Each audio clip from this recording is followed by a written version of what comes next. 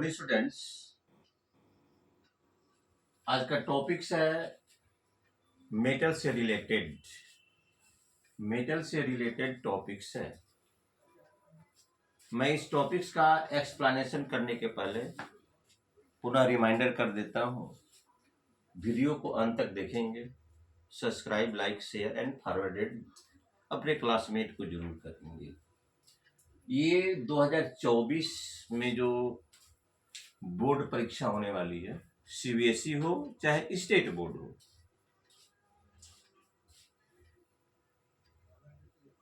इसमें सबसे ये इम्पोर्टेंट टॉपिक्स है। इसके पहले मैंने हेमेटाइट से लोहे का निष्कर्षण डाला था, उसके बाद कॉपर सल्फाइड से कॉपर का निष्कर्षण, और एक है आपका बॉक्साइट से एल्युमिनियम का निष्कर्षण। ये मोस्ट इम्पोर्टेंट टॉपिक्स है। तो उस तीन में से मैं एक पहले डाल चुका हूं और एक आज एक्सप्लेनेशन करने जा रहा हूं कि भाई बॉक्साइट से एल्युमिनियम का निष्कर्षण हम लोग कैसे करते हैं। बॉक्साइट से एल्युमिनियम के निष्कर्षण हम लोग कैसे करते हैं। सबसे पहले देखिए, एल्युमिनियम का संकेत Al होता है और परमाणु संख्या 13, इलेक्ट्रॉनिक विन्यास 283। अगर इसका हम मेंडलीव के पीरियोडिक टेबल में अगर पोजीशन लेते हैं तो तीसरे 1, 2, 3 तीसरे आवर्त के तीसरे वर्ग में, तीसरे पीरियड के 3 ग्रुप में एल्युमिनियम एक क्रियाशील मेटल होता है। आप पढ़ते होंगे, साइंटिफिक रीजन क्लास 10th में है कि एल्युमिनियम क्रियाशील मेटल होने के बावजूद भी इसका उपयोग कुकिंग कंटेनर बनाने में क्यों होता है। एल्युमिनियम एक क्रियाशील मेटल होने के बावजूद भी इसका उपयोग कुकिंग कंटेनर में क्यों होता है। इसका प्रमुख कारण है कि एल्युमिनियम क्या करता है, इसका कोरेशंस नहीं के बराबर होता है। अगर कोरेशंस की चर्चा किया जाए तो लोहा प्रथम स्थान पर आता है। एल्युमिनियम एक ऑक्साइड बनाकर, aluminium makes oxide itself and coated of the aluminum oxide on the outer surface of the cooking containers, जिसके कारण उसका संपर्क वायुमंडल से टूटा रहता है। वही घर में देखिए, अगर आयरन का कोई आर्टिकल्स है, तावा है या कोई भी कुकिंग कंटेनर है, वह 1-2 साल में उसकी लाइफ समाप्त हो जाती है, क्योंकि वो क्लोराइड्स इतना तीव्र गति से होता है उसका। लेकिन एल्युमिनियम क्रियाशील धातु होने के बावजूद भी इसका उपयोग कुकिंग कंटेनर में करते हैं। इसका प्रमुख कारण यही है कि यह एल्युमिनियम का ऑक्साइड बना लेता है और अपने ऊपर एक कोटेड के रूप में कोट कर लेता है। प्रकृति में यह क्रियाशील होने के कारण जमीन से हम जो कुछ भी निकालते हैं, बताए थे मैंने, उसको मिनरल कहते हैं। B obtained which substances from the inside of the earth is called the minerals। उस मिनरल में से जिसमें धात्विक गुण मौजूद हो, जिससे धातु का आसानी से एक्सट्रैक्शन किया जा सके, उसे ओर्स कहते हैं। तो प्रकृति में एल्युमिनियम भूगर्भ में इनसाइड ऑफ द अर्थ इस रूप में मिलता है, बॉक्साइट, कोरंडम और क्रायोलाइट।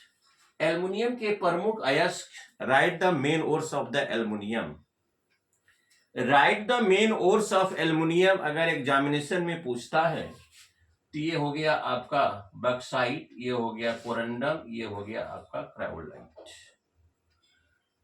और सबसे उत्तम क्वालिटी का बॉक्साइट को माना जाता है ओर्स।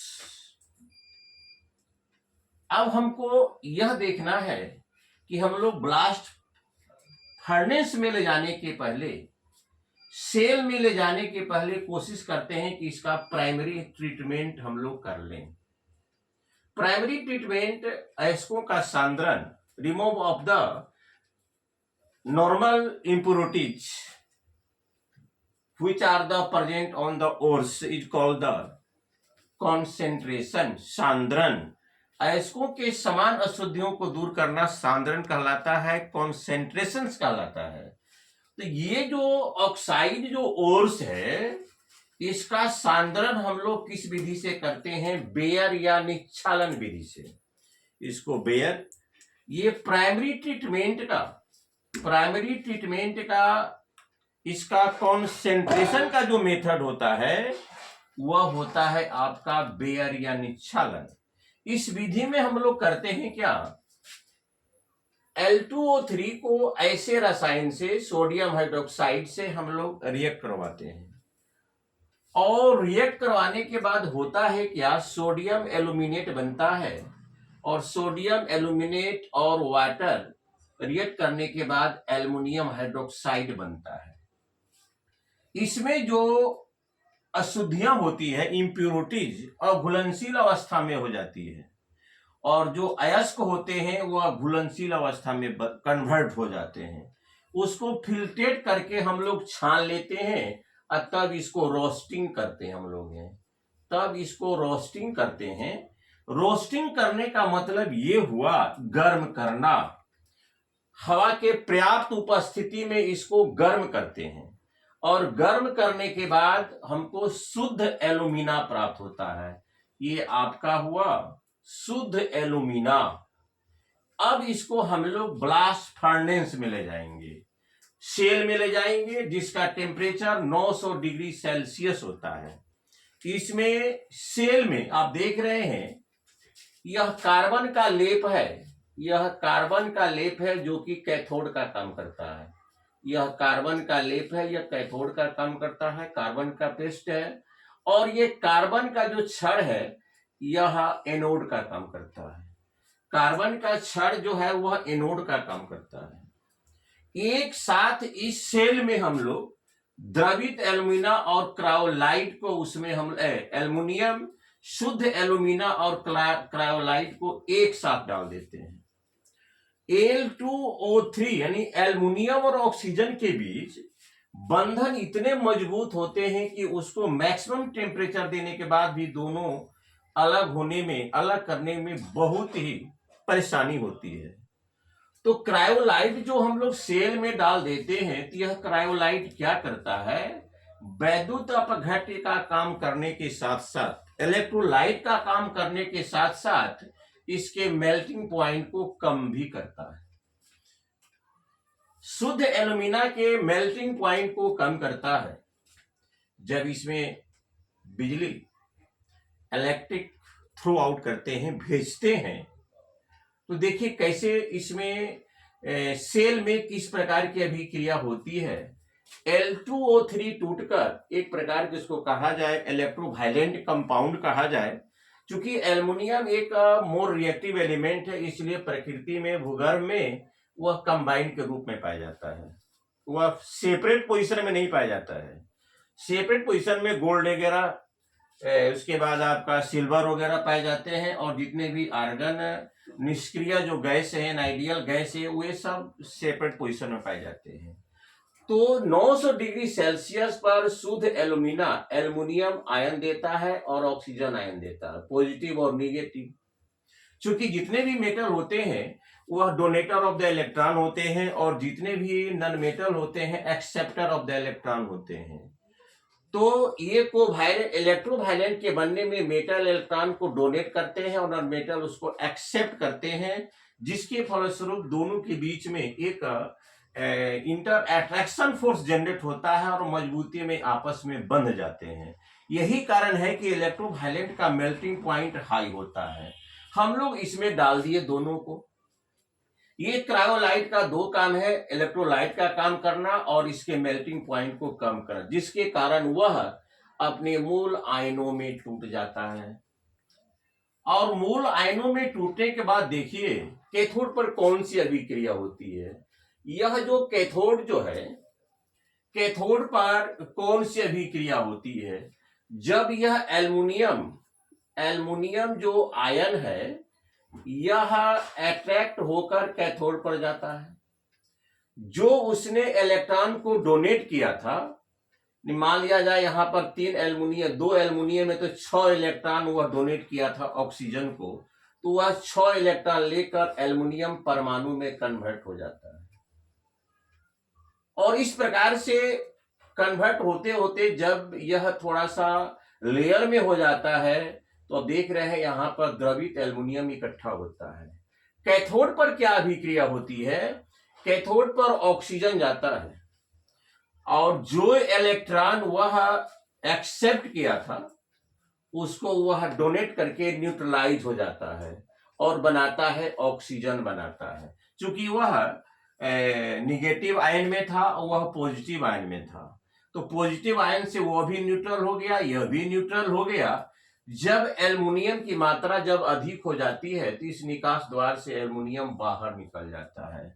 इस प्रकार से हम लोग शुद्ध एल्युमिनियम प्राप्त करते हैं। एल्युमिनियम का बॉक्साइट से एल्युमिनियम का निष्कर्षण, तो हमारा क्वेश्चन रहेगा परीक्षा में कि बॉक्साइट के एल्युमिनियम के प्रमुख अयस्कों को लिखे, write the main ores of the aluminium, also the write the equation of the extraction of the aluminium from their ores. तो हम लिखेंगे, सबसे पहले सिंबल देंगे एल्युमिनियम, एटॉमिक नंबर देंगे 13, इलेक्ट्रॉनिक कॉन्फिगरेशन देंगे 2 8 3, पोजीशन देंगे तीसरे पीरियड के तीसरे ग्रुप में और इस फिगर को बना देंगे। यह एनोड है, कैथोड है, द्रवित एल्युमिनियम क्रायोलाइट है, यह एक्सिस्ट है, निकास द्वार है, और यह लिक्विड एल्युमिनियम है, द्रवित ये एल्युमिनियम है। तो चूंकि यह एक ऑक्साइड ओर्स है, ऑक्साइड ओर्स को हम लोग क्या करते हैं, खासकर एल्युमिनियम का जो ओर्स है बॉक्साइट, उसको एक बेयर या निक्षालन विधि से एक अभिक्रिया करवाते हैं। उसमें सोडियम हाइड्रोक्साइड को डालकर अंतोगत्वा एक ऐसी अवस्था प्राप्त होती है कि जो इसमें इम्प्योरिटीज है वो अघुलनशील अवस्था में, जो ओर्स होते हैं घुलनशील अवस्था में कन्वर्ट हो जाते हैं। अब इसको हम गर्म करते हैं, जितना भी मॉइस्चर है, पानी है, वेपर है, वोलेटाइल सब्सटेंसेस है, सब दूर हो जाता है और शुद्ध एल्युमिना प्राप्त हो जाता है। शुद्ध एल्युमिना तो प्राप्त हो गया, इस दोनों के बीच में इतने मजबूत बंधन है जिसको कि अलग करना बड़ा मुश्किल होता है। इसलिए हम लोग इस ब्लास्ट फर्नेस में, इस सेल में शुरू में ही डाल देते हैं शुद्ध एल्युमिना के साथ साथ क्रायोलाइट डाल देते हैं। शुद्ध एल्युमिना के साथ साथ क्रायोलाइट डाल देते हैं। क्रायोलाइट का 2 काम है, इलेक्ट्रोलाइट और गलनांक को कम करना, और गलनांक को कम करता है जब बिजली को हम भेजते हैं, ये शुद्ध एल्युमिना पॉजिटिव और निगेटिव आयन में कन्वर्ट होता है। कैथोड पर अभिक्रिया क्या होती है, यह जो पॉजिटिव आयन है न्यूट्रलाइज होकर एल्युमिनियम में कन्वर्ट हो जाता है। एनोड पर अभिक्रिया क्या होती है, ऋण आयन है वह के एनोड पर जाकर न्यूट्रलाइज होकर ऑक्सीजन में कन्वर्ट हो जाता है। और इस प्रकार से अभिक्रिया कंटिन्यूस जब चलते रहती है, तो जब एल्युमिनियम अपने ग्रेविटी के कारण, भार के कारण नीचे बैठ जाता है और नीचे बैठ जाने के कारण इस निकास द्वार से होकर बाहर निकल जाता है। ये आपका है बॉक्साइट से एल्युमिनियम का निष्कर्षण। और मैं अंत में पुनः आप लोगों से रिक्वेस्ट करूंगा, I request to you with more regards, please subscribe my channel, share, like and forward dear classmates, which is the student of class 10th and which is the appearing in metric examination 2024. So thank you very much.